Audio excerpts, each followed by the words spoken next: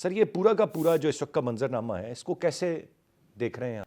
سر یہ پورا کا پورا جو اس وقت کا منظرنامہ ہے اس کو کیسے دیکھ رہے ہیں آپ؟ جو باتیں خان صاحب نے آج کہیں، ٹیمپریچر جو ہے وہ کم نہیں ہو رہا، درجہ حرارت کم نہیں ہو رہا، تلخیاں مزید بڑھتی جا رہی ہیں، لہجوں میں، باتوں میں، گفتگو میں مزید تلخی آتی جا رہی ہے، ایکشنز سخت سے سخت ہوتے جا رہے ہیں. آپ کہاں دیکھتے ہیں اس سارے معاملے کو جاتے ہوئے؟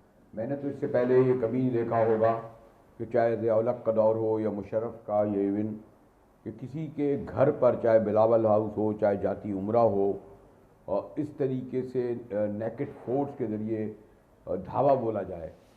اور افسوس یہ ہے کہ وہ اس وقت یہ نگراں وزیر اعلیٰ وہاں بیٹھا ہوا اس کی پوری نگرانی کر رہا تھا. یہ باقی تو سیاست چھوڑیے، یعنی یہ جو انہوں نے روایت ڈالی ہے، کل اب بتائیے کل انہی کے گھروں میں اسی طرح جب پولیس داخل ہوگی تو لوگوں کو حیرت نہیں ہوگی.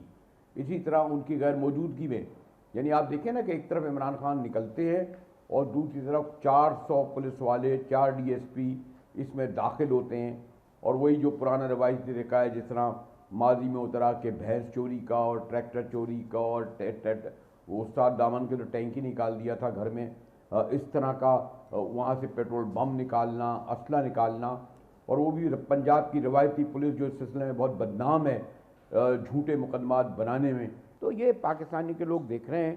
اور مجھے لاہور تھوڑی دیر جانے کا اتفاق ہوا، غالباً اب یہ پولیٹیکلی جو ہے نون لیگ کی قیادت یا نون لیگ مکمل طور پر عوام کی حمایت کھو چکی ہے.